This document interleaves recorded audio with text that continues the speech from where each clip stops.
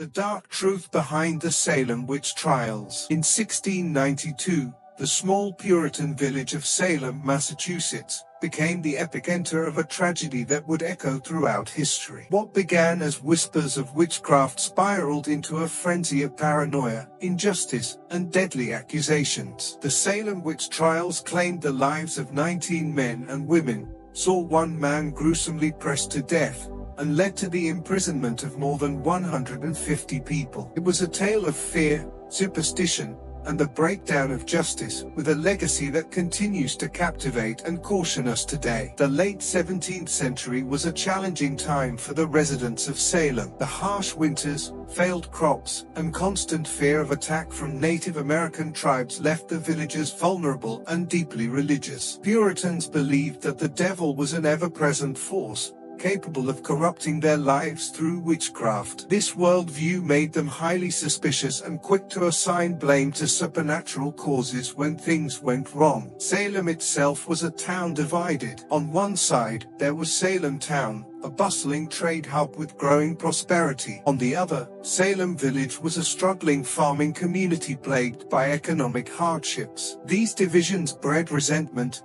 jealousy, and a longing for scapegoats. Tensions were further fueled by internal disputes over land, church leadership, and local governance. The spark that ignited the flames. In January 1692, strange events began to unfold in the home of Reverend Samuel Parris. His 9-year-old daughter, Betty, and her cousin, Abigail Williams, began experiencing mysterious fits. They screamed, thrashed about, and claimed to be tormented by invisible forces. The girls' behavior baffled local physicians, who declared that they were under the influence of witchcraft. Under pressure to identify the source of their torment, the girls named 3 women: Sarah Good, a destitute beggar; Sarah Osborne, a woman who defied social norms; and Tituba, an enslaved woman of Caribbean descent who worked in the Parris household. The accused were outsiders, making them easy targets for the villagers' suspicion. Tituba's confession during her interrogation added fuel to the fire. She admitted to practicing witchcraft, but claimed she was coerced by others,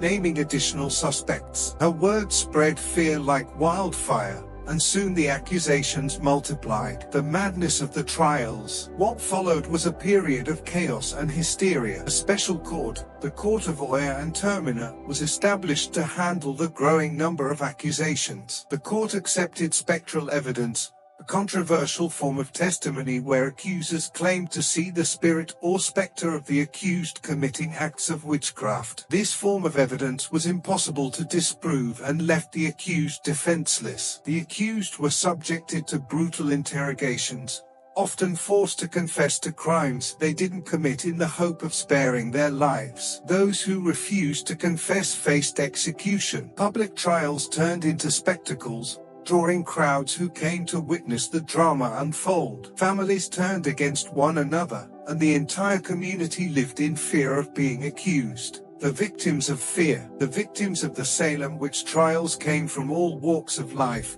but they shared one commonality: they were powerless against the tide of hysteria. Rebecca Nurse, a 71-year-old grandmother, was a respected member of the community, yet even she was convicted and hanged. Her execution shocked many and led to doubts about the legitimacy of the trials. Giles Coy, an 81-year-old farmer, refused to enter a plea when accused of witchcraft. He was subjected to a horrific punishment known as pressing, where heavy stones were placed on his chest to force him to confess. His defiant last words, "More weight," have become a symbol of resistance against tyranny. Tituba, whose testimony had ignited the frenzy, recanted her confession but remained imprisoned for months. Her story reveals the intersection of racism, sexism, and fear that defined the trials. The end of the madness. By late 1692, the tide began to turn. Prominent figures, including Governor William Phips, began to question the legitimacy of the trials as accusations reached the upper echelons of society. The use of spectral evidence was condemned,